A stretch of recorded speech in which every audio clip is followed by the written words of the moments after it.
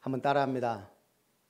주님께서 나를 위해 십자가 지셨습니다. 그래서 여러분은 십자가로 피로 값주고 사신 귀한 분들인 줄 믿습니다. 마태복음 26장 우리가 하반절은 안 봤는데 너무 중요한 내용들이 많이 있습니다. 그래서 제가 서론의 첫 번째는 26장 부분을 기록했습니다. 예수님이 드디어 무리들에 의해 가룟 유다가 팔았지만 잡힙니다. 이때 이 무리들이 예수님을 잡아가려고 하니까 한 사람이 그랬어요. 근데 다른 성경에는 베드로가 칼을 빼어 대제사장의 종의 귀를 치니 땅에 떨어졌다 그랬습니다. 그때 예수님이 뭐라고 하죠? 내 칼을 도로 칼집에 꽂으라. 칼을 가지는 자는 다 칼로 망하느니라. 그러면서 중요한 얘기를 했어요. 내가 지금 내 아버지께 구하여 12군단 더 되는 천사를 보내라고 할 수 없는 줄 아느냐. 이 말은 뭔 말이에요? 지금 예수님을 잡으러 온 사람들을 하늘 군대를 동원해서 막을 수 있는 권세가 예수님께 있다는 얘기예요. 왜요? 하나님의 아들이니까. 그런데 왜 안 하셨어요? 내가 만일 그렇게 하면 이런 일이 있으리라 한 성경이 어떻게 이루어지겠느냐. 예수님은 이 땅에 왜 오셨어요?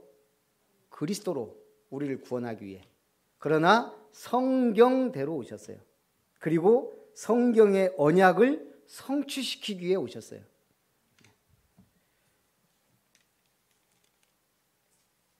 그러면서 너희가 강도를 잡는 것 같이 나를 잡으려고 칼과 몽치를 가지고 왔느냐. 그런데 56절에 또 말합니다. 그러나 이렇게 된 것은 다 선지자들의 글을 이루려 함이니라. 그래서 성경대로 죽으시고, 참 중요해요. 성경대로 살아나셨다. 명백한 사실입니다. 그래서 이 세상에 오직 구원자는 예수님 한 분밖에 없는 줄 믿습니다. 그리고 나서 27장으로 넘어갑니다. 자, 빌라도가 이제 신문을 합니다. 그 전에 대제사장 가야바의 집에서 먼저 거짓 증거를 막 찾으려고 합니다. 어떤 사람은 성전을 헐으면 자기가 3일 만에 짓는다 했다, 막 이런 막 증거들을 막 얘기합니다. 그때 대제사장이 중요한 질문을 해요. 네가 하나님의 아들 그리스도인지 우리에게 말하라. 그때 64절 26장에 말합니다. 네가 말하였느니라. 그러나 내가 너희에게 이르노니 이후에 인자가 권능의 우편에 앉아 있는 것과 하늘 구름을 타고 오는 것을 너희가 보리라. 예수님은 진실만을 말하세요. 그러나 이들에게는 이게 진리의 말씀으로 들리는 게 아니고 가짜요 신성 모독죄로 예수님을 넘깁니다. 빌라도가 신문합니다. 뭐라고 질문하죠? 네가 유대인의 왕이냐? 그때 예수님이 뭐라 그래요?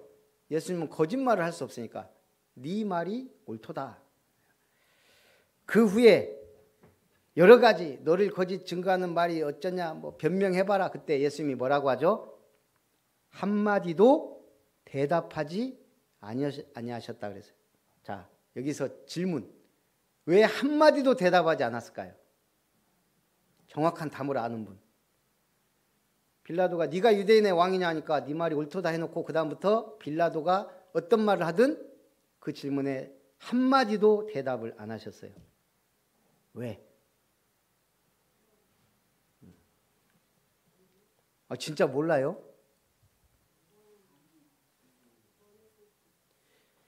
성경에 예언되어 있단 말이에요. 이사야 53장 쭉 1절부터 보면 그는 흠모할 만한 것이 없는 모습을 가졌고 그러면서 멸시를 받아 뭐 여러 가지 그러면서 그가 찔림은 우리의 허물 때문이요 쭉 얘기합니다. 십자가의 절대 당연성에 대해서. 그래놓고 이사야 53장 7절에 그가 곤욕을 당하여 괴로울 때에도 그의 입을 열지 아니하였으며 마치 도수장으로 끌려간 어린 양과 털 깎는 자 앞에서 잠잠한 양같이 그의 입을 열지 아니하였도다. 성경에 예수님이 그 십자가 앞에서 신문 당할 때 말하지 아니하실 것을 성경은 이미 예언했다는 얘기예요. 그러니까 총독이 기이 여기다 그랬어요. 아니 막 자기를 변명하려고 하고 막 할 건데 아무 말씀도 안 하시니까. 그래서 왜 대답하지 아니했어요? 첫째는 성경에 기록되었으니까. 두 번째는 대답할 가치가 없어요. 이 세상이 누구를 위하여 창조됐어요? 그 아들을 위하여. 이 세상은 예수님을 위하여 창조됐어요. 그리고 예수님은 그 함께 창조 역사에 동참하신 분이에요. 삼위일체 하나님으로서. 이 세계의 주인이자 왕이신데 굳이 총독 따위가 감히 물어본다고 아이고 네 하고 대답할 가치도 이유도 없다는 얘기예요. 세 번째, 어차피 상황은 변하지 않아요. 예수님이 변명한다고 나 좀 살려도라고 변해요? 총독이 할 수 있는 부분이 아니에요. 왜? 성경의 약속이니까. 아버지의 뜻이니까. 예수님은 절대 반드시 십자가 지셔야만 돼요. 그 시간표에 변명도 변론도 변증도 통하지 않습니다. 십자가 지심은 그리스도 지상 최후의 사명이에요. 그러므로 침묵하셨습니다. 자, 첫 번째, 그래서 십자가에 못 박히십니다. 명절에 총독이 무리의 청원대로 죄수 한 사람을 놓아주는 전례가 있는데 바라바와 유명한 죄수 바라바와 예수님을 놓고 물어보는 거예요. 백성들한테. 누구를 놓아주랴? 이미 대제사장들과 서기관들이 이 무리들에게 속닥속닥 다 작업해 놓은 상태예요. 그러니까 뭐라 그래요? 바라바는 놓아주고 예수는 십자가에 못 박으소서 소리쳐요.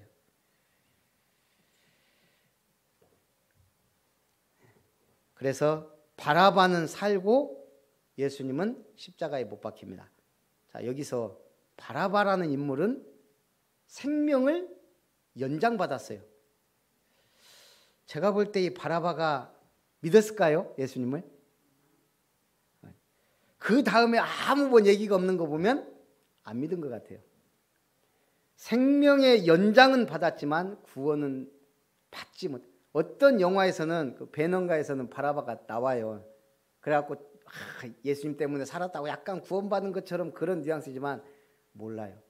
제가 볼 때 바라바가 뭐 그 다음부터 전혀 바나바는 나와도 바라바가 안 나오는 거 보면 끝. 그걸로 끝이에요. 이게 살 사람은 살아요. 오래 사는 사람은 오래 살아요. 중요한 건 뭐예요? 하루를 살아도 구원받느냐 아니에요.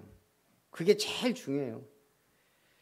프랑스 남부 아를 지방에 고급 저택에 혼자 살고 있는 할머니, 90살 된 할머니, 한 변호사가 찾아가요. 그래서 제안을 해요. 90살이니까 이제 얼마나 사시겠어요? 할머니, 제가 매달 그 연금 조금 받아서 생활하는데 제가 매달 400만 원씩 드릴 테니까 할머니 돌아가시면 이 집을 저에게 주십시오. 그 할머니가 생각해 보니까 뭐 나쁘지 않거든요. 왜 그러냐면 집은 좋지만 돈이 궁하니까 매달 400만 원이면 충분히 죽을 때까지 살 수 있잖아요. 오케이 한 거예요. 아, 근데 이 할머니가 안 돌아가셔요.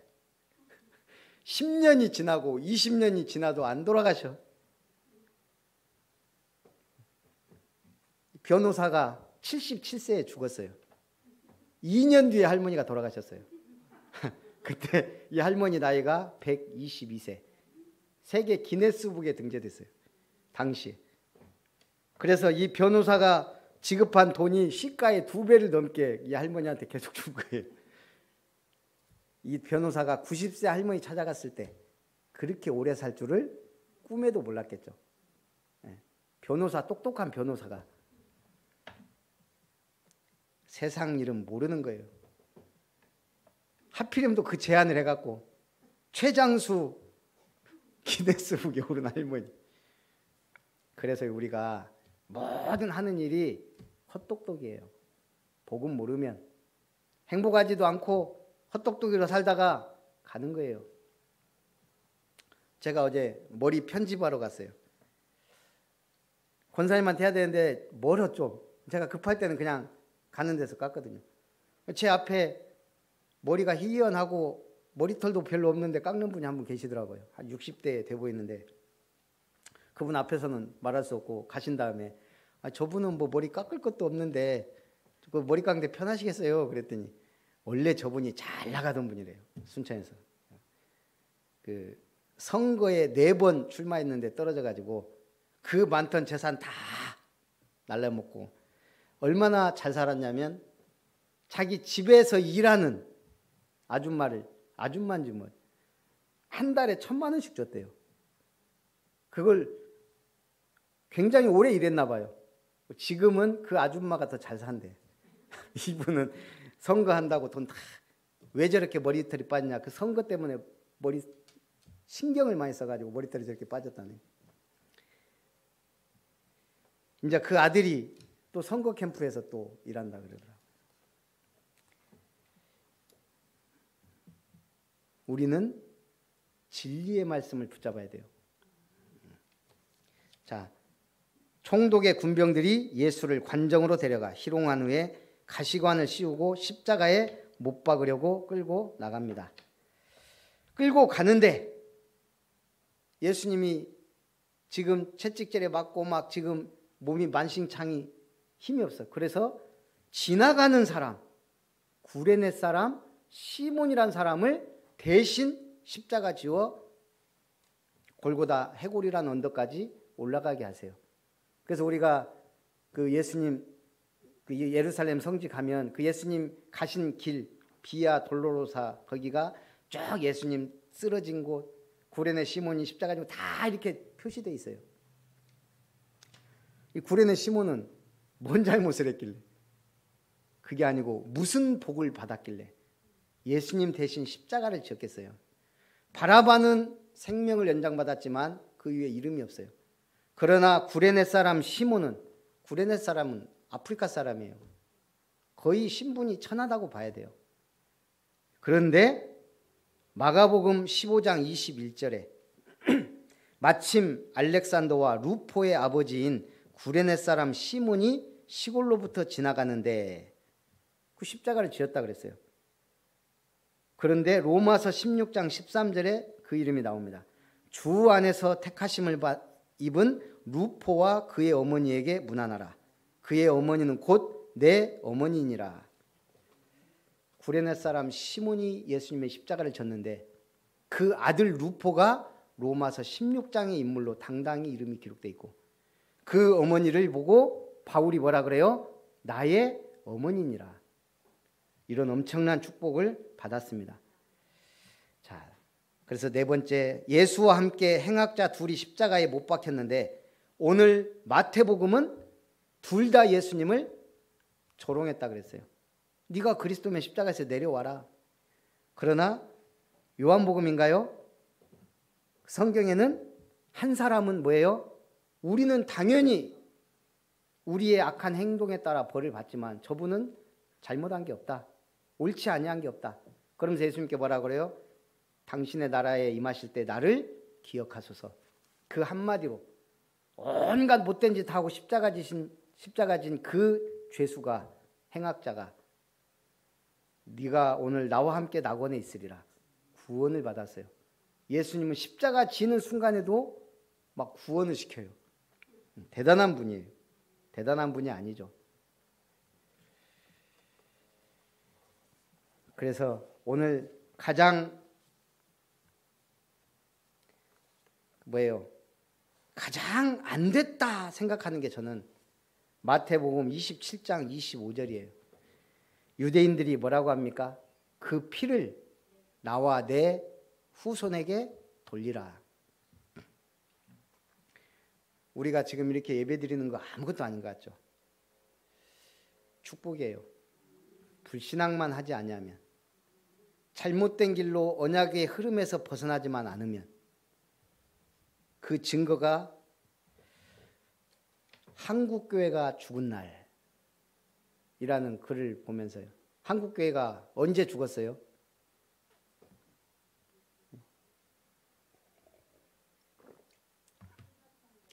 예, 지금까지 막 한국교회가 막 부흥하고 막 하니까 엊그저께 조용기 목사님 소천하셨는데 언제가 한국교회가 죽은 날일까요? 1938년 9월 10일. 그날 뭔 일이 있었어요? 평양 산정형교회에서 노회를 한 거예요. 총회를. 거기서 신사참배는 불법이 아니다 인정한 걸 가결한 날이 9월 10일이에요. 오늘이 9월 19일이죠. 원래는 신의주에서 모이기로 했는데 제27회 장로회 총회가 평양 선문박교에서 열렸습니다. 이게 신의주에서 모이기로 했는데 일본 경찰들이 이쪽으로 모른 거예요. 이미 전국 23개 노회 중에 17개 노회가 본 노회에서 신사참배는 국가의식이니 참배할 수 있다고 가결을 했어요. 23개 노회 중에 이미 17개, 6개 노회 빼고 9월 총회에서는 총대가 이것을 결의하도록 경찰에서 압력을 준 겁니다. 각 지방 경찰서장은 사전에 총대로 선출된 노회 대표들을 찾아가서 3가지 조건을 제시하고 이 중 1개 이상 선택하라고 강요하고 거절하면 투옥시켰습니다. 첫째, 총회에 출석하면 신사참배는 죄가 아니라는 것을 동의할 것. 둘째, 신사참배 문제가 상정되면 침묵을 지킬 것. 셋째, 조건들을 시행할 의사가 없으면 총대를 사퇴하고 출석하지 말 것. 한편 평양경찰서장은 신사참배 안건 나왔을 때 결정지을 수 있는 각본을 미리 짜려고 사전에 평양, 평서, 안주 세 노회 총대 대표를 불렀습니다. 평양 노회장 박응률에게 신사참배는 종교의식이 아니고 애국적 국가의식이므로 기독교인들은 솔선수범해야 된다고 제안하도록 만들고, 평서노회 노회장 박이면에게는 박응률의 제안에 동의하도록 하고, 안주노회 총대 길인섭에게는 동의에 제청할 것을 이미 강요를 했어요. 그러니까 한 사람은 신사참배는 국가의식이다? 그러면 또 한 사람은 동의요. 그럼 한 사람 제창해야 이게 통과되거든요. 이미 다 만들어놨어요. 마침내 1938년 9월 10일 오전 10시 30분 평양경찰서장의 각본대로 총회는 신사참배하도록 결의를 하고 말았습니다. 이 시간에 한국교회는 이미 죽은 것이다. 지금 평양이 어떻게 됐죠? 우리는 그 결과를 보고 있어요. 북한이라는 땅을 통해. 얼마나 무서운 결과를 초래했습니까? 그러나 저는 그때 한국교회가 죽었다고 생각을 안 해요. 왜죠? 수많은 사람들이 거기에 반대해서 투옥되고 순교했기 때문에 어떤 의미에서는 살아난 거예요. 그 피를 나와 내 자손에게 돌리라. 이게 얼마나 무서운 결과를 초래할지 유대인들은 상상도 못했을 거예요. 여러분들이 언약 붙잡고 기도하는 거 얼마나 큰 축복인지 아셔야 돼요. 그래서 두 번째, 언약하신 대로 십자가를 지십니다. 왜 십자가 지셨다고요? 언약하신 대로. 언제부터? 창세기 3장 15절에 여자의 후손으로 누가? 그리스도가 오신다. 그래서 뭐 한다고요? 뱀의 머리를 상하게 할 것이다. 사단의 권세를 깨뜨리신다. 지금 사단이 활동합니까? 안 합니까? 네. 사단 얘기하면 다른 교회에서, 교단에서 이상하게 생각해요. 사단이 없어진 게 아니에요. 십자가에서 부활하실 때 펄펄 살아있어요. 예수 그리스도의 권세로만 그 머리가 깨뜨려졌고 우리가 그 권세를 사용할 때 사단을 이기는 거지 없어진 게 아니란 말이에요. 지금도 활동하고 있고 하나님 모르도록, 복음 모르도록, 구원 못 받도록, 예배 못 드리도록, 전도만 하지 못하도록 지금도 두 눈 시뻘겋게 뜨고 역사한다는 얘기예요. 예수님 죽이려고 모의한 때가 대제사장들이 새벽부터 역사해요. 이게 마귀가 역사하니까 예수님 죽이려고 하지. 그냥 하겠어요? 그래서 창세기 3장 21절, 여호와 하나님이 아담과 그의 아내를 위하여 무엇을? 가죽옷을 지어 입히니라. 십자가잖아요. 피 떨어지는 가죽옷, 그것이 아담의 죄와 수치를 가렸듯이 우리의 모든 죄와 저주를 십자가에서 끝내실 것이다. 애굽에 노예되었을 때 출애굽기 3장 18절 확실한 답을 주세요. 우리가 뭐하러 광야로 가야 됩니까? 바로 왕에게 얘기합니다. 사흘길쯤 광야로 가게 하소서. 뭐하라고요? 여호와께 제사를 드리러. 제사는 어떻게 드려요? 희생제물을 드려야 돼요. 희생제물 대신 그리스도를 바라보러 우리는 가야 됩니다. 광야로. 그리고 나서 구체적으로 그 피를, 어린 양의 피를 바른 집은 빠져나왔어요. 구원을 받았어요. 죽음의 사자가 뛰어 넘어갔습니다. 그게 무슨 절기? 유월절. 영원히 기억하도록 무교절, 누룩 없는 빵을 일주일 동안 먹게 하셨어요. 지금도 유대인들은 철저하게 지킵니다. 유월절, 무교절 7일 동안, 초막절 7일 동안 자기 집에 안 들어가고 텐트 쳐놓고 광야 40년 체험한다고 이 사람들은 철저하게 해요. 우리는 안 해도 괜찮아요. 하나님이 하래 그랬는데. 왜? 이미 그리스도 안에서 언약이 성취됐기 때문에. 심지어 예배 안 드려도 살아요. 그리스도가 십자가로 해방시켰기 때문에. 시편 22편 7절부터 18절은 십자가 지실 당시의 상황에 대해 구체적으로 예언해 놨습니다. 16절에는 7절에서 8절에는요. 그들이 비웃으며 그가 여호와께 의탁하니 구원하실 걸. 지금 십자가 사건에 대해서 얼마나 구체적으로 모사해 놨냐면 시편 22편에 그가 막 비웃고 조롱하면서 사람들이 그가 여호와께 의탁하니 구원하실 걸 그래요. 근데 예수님 십자가 지셨을 때 그 옆에 있는 자들이나 대사장들이 전부 다 똑같이 네가 하나님의 아들이거든 십자가에서 내려오라. 저가 남은 구원하였으되 저는 구원하지 못하는구나. 하나님이 너를 구원하실 것이다. 십자가에서 내려와. 똑같은 얘기를 해요. 16절에는 악한 무리가 나를 둘러 내 수족을 찔렀나이다. 그러면서요 17절에 내가 내 뻗은 뼈를 셀 수 있나이다. 왜 이 말씀을 주셨죠? 내가 내 뼈를, 모든 뼈를 셀 수 있나이다. 원래 십자가 형벌을 받으면 이 사람이 죽었는지 살았는지 알아보기 위하여 다리 뼈를 꺾어요. 아직 살아있으면 소리를 지를 거 아니에요. 죽은 자는 말이 없어요. 뼈가 꺾어. 그렇게 해서 십자가에서 내려서 무덤에 안치한다는 얘기예요. 근데 예수님은 뼈를 꺾지 않고 창으로 옆구리를 찔러요. 그래서 예수님은 뼈가 하나도 꺾이지 않은 것, 그것에 대한 예언이에요.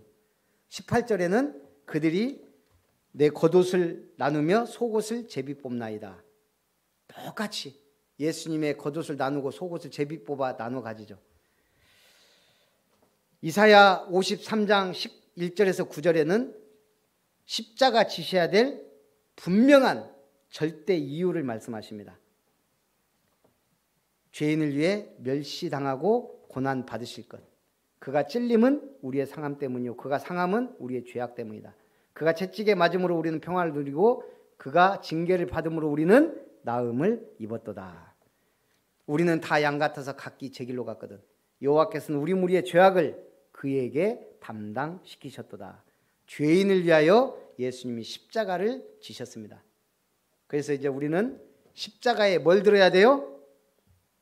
구원의 투구를 쓰고 십자가에 방패를 들고 믿음의 흉배를 가지고 의의 흉배를 가지고 말씀의 검과 평안의 복음의 신을 신고 가야 됩니다. 역사상 가장 강력한 군대 딱 떠오르는 게 무슨 군대예요? 역사상 스파르타. 그래서 우리가 막 빡세게 훈련하면 막 스파르타 군대냐 이러죠. 영화 300에서 나왔죠. 300명이 수많은 페르시아 군대를 상대하는 거예요. 이 스파르타의 전사들이 이후에 로마 군대에 영향을 미쳐요. 그래서 그 유명한 투구, 스파르타의 투구, 이 눈만 내놓고 코하고 여기 딱 막은 거 있잖아요. 그래서 로마 군대에서는 그걸 좀 변형해서 귀가 뚫리게 만들어 갖고 위에 깃털 꽂고 멋있게 만든 게 로마 투구예요. 스파르타의 투구가. 그리고 스파르타의 창과 짧은 양날 검, 그리고 방패, 더 중요한 것은 팔랑크스라고 하는 방진법이에요. 영화 300에서 이 군인들이 어떻게 싸우던가요? 방패와 방패를 쫙 연결해 갖고 딱 진을 구성하고 그 틈으로 창을 딱, 칼이나 창을 딱 내면서 전진하죠. 그 유명한 방진법. 이 스파르타 군대 전사들에게 절대 용납되지 않는 게 있어요. 항복이에요, 항복. 그래서 전투에서 죽는 스파르타는 있어도 항복하는 스파르타는 없다는, 그게 무서운 거예요. 항복에 아예 그런 생각, 개념 자체가 없어요. 이 스파르탄 전사들이 어떤 삶을 사냐면, 전쟁에서 이기면 노예들을 잡잖아요. 그러면 한 스파르탄 전사가 노예 한 13명에서 20명 정도를 부린다 그래요. 그러니까 모든 일은 다 노예들이 하고 스파르탄 전사는 뭐만 해요? 오직 전쟁만 하는 거예요. 전투에만 참석을 해요. 그런데 두 가지 경우에 그 시민권을 박탈당한대요. 첫째는 항복했을 경우. 이 스파르탄들은 명예를 가장 중요하게 여기셔요. 그런데 두 번째가, 제가 아까 렘넌트 예배 때도 물어봤는데, 무엇을 잃어버렸을 때? 투구, 칼과 창, 방패, 어떤 거 잃어버렸을 때 시민권이 박탈될까요? 아까 예배 드린 분들은 침묵하시고 성경대로. 투구 같기도 하고 칼 같기도 하고. 근데 방패예요. 투구는 나를 지키기 위한, 투구와 갑옷은 나를 지키기 위한 거예요. 칼과 창은 상대방을 죽이기 위한 거예요. 그런데 방패는 나의 목숨뿐 아니라 동료의 목숨까지 구하는 거예요. 그래서 이 사람들은 방진법, 팔랑크스라는 방진법을 쓰잖아요. 방패와 방패가 다 연결돼 가지고 조직적으로 움직이는 거예요. 내가 방패를 잃어버리면 그 팔랑크스 방진법이 무너져요. 오합지졸이 되는 거예요. 그래서 방패를 잃어버리면 시민권을 박탈당하고 노예와 같은 등급의 사람이 돼요. 이 사람들의 스파르탄한테는 명예를 중요시하기 때문에 그건 죽음보다 더한 형벌이라 그래요. 마찬가지예요. 어떤 조직이나 군대든 이런 뭔가 자신의 목숨보다 더 중요하게 여기는 조직 철학이 있다는 거예요. 그런 군대든 회사든 교회는 승리를 쟁취해요. 오늘 우리는 누구예요? 십자가의 군대예요. 제가 볼 때는 십자가는 방패예요. 모든 것을 다 이루신 방패예요. 그러나 말씀은 검이에요. 그래서 오늘 우리는 십자가의 군사로서 전부 연결되어 있는 거예요. 방패와 방패가 연결되어 있듯이 우리가 십자가의 피로 하나 된 형제로 함께 기도하며 함께 진을 구축해서 사단 마귀 흑암으로부터 약한 자를 돕고 멸망할 자를 구원하고, 그것이 우리의 사명인 줄 믿습니다. 그래서 결론, 다 이루었다. 예수님이 선언하셨어요. 그래서 성경은 오직 복음. 복음이 아니에요. 오직 복음이에요. 십자가에서 모든 문제는 해결된 거예요. 올리가 될 때 에브리바디가 되는 거예요. 올리, 오직, 유일성. 그 다음에는 이제 류 목사님이 내년도부터 계속 말씀을 주시겠다 하면서 내년에 계속 나올 말씀 대표적 단어가 순례자라 그랬어요. 순례자. 순례자의 길을 가는 겁니다. 니꺼 내꺼 없어요. 여러분이 아무리 열심히 벌어서 좋은 집 사놔도 그거 결국은 다 놓고 가야 돼요. 아무리 좋은 차를 타고 다녀도 금방이에요. 다 놓고 가야 돼요. 결국은 뭐다? 순례자의 길을 가는 거예요. 그 길을 가는 바울, 순례자의 노래, 순례자의 기도, 순례자의 삶을 딱 표현한 게 데살로니가전서 5장 16, 17, 18절이에요. 항상 기뻐하라. 쉬지 말고 기도하라. 범사에 감사하라. 이 축복이 있기를 주님의 이름으로 축복합니다. 그럼 어떤 일이 벌어져요? 보좌의 축복이. 시 공간을 초월하는 응답을 받게 돼요. 우리 눈이 보배라는 속담이 있습니다. 눈처럼 귀한 게 어디 있어요? 그래서 전도서 11장 7절에는 빛은 실로 아름다운 것이라 눈으로 해를 보는 것이 즐거운 일이로다. 빛의 아름다움을 보는 것도 눈이 있기 때문이에요. 예수님도 마태복음 6장 22절 23절 눈은 몸의 등불이니 그러므로 내 눈이 성하면 온몸이 밝을 것이요 눈이 나쁘면 온몸이 어두울 것이니 라고 말했습니다. 중요한 게 뭐라고요? 무엇이 보이느냐예요. 우리는 보이는 대로 살아가기 때문에 무엇이 보이느냐가 너무 중요해요. 그래서 우리가 보는 것을 볼 관자라 그래요. 관이란 어떻게 보느냐예요. 그래서 우리가 인생관, 가치관, 세계관, 교회관, 국가관, 경제관, 우주관 전부 뭐예요? 내가 보는 시각을 말하는 거예요. 관자가 붙으면 그 세계에 대한 눈이 돼요. 삐딱하게 보면 삐딱선을 타게 돼요. 그 인생의 결말이 삐딱하게 흘러가요. 그래서 눈이 중요하다는 얘기예요. 무엇을 보느냐, 무엇이 보이느냐. 바울이 부활하신 예수님을 만났을 때 어떻게 됐죠? 그 주님의 엄청난 광채 앞에 눈이 안 보이게 됐어요. 아나니아가 사울에게 안수할 때 그 눈에서 비늘 같은 것이 벗어지고 보게 됐어요. 육신의 눈만을 치유받은 게 아니고 신령한 눈이 열리게 돼요. 바울이 뭐까지 봤죠? 자, 보좌 3층 하늘에 올라가 보좌의 영광을 보게 돼요. 그걸 내가 말로 표현할 수가 없다라고 성경에는 기록해 놨어요. 한 번씩만 보고 오면 여러분 눈빛이 달라질 건데, 저와 여러분이. 그러면서 바울은 그분의 음성을 들었어요. 네가 가이사 앞에 서야 하겠고. 오늘 하나님이 주시는 은혜로 승리하시기를 주님의 이름으로 축복합니다. 살아계신 하나님, 오직 죄인을 위해, 나를 위해 십자가 지신 것에 감사드립니다. 참으로 언약하신 대로 언약의 흐름을 따라 순례자의 길을 가는 모든 성도님들 되게 하옵소서.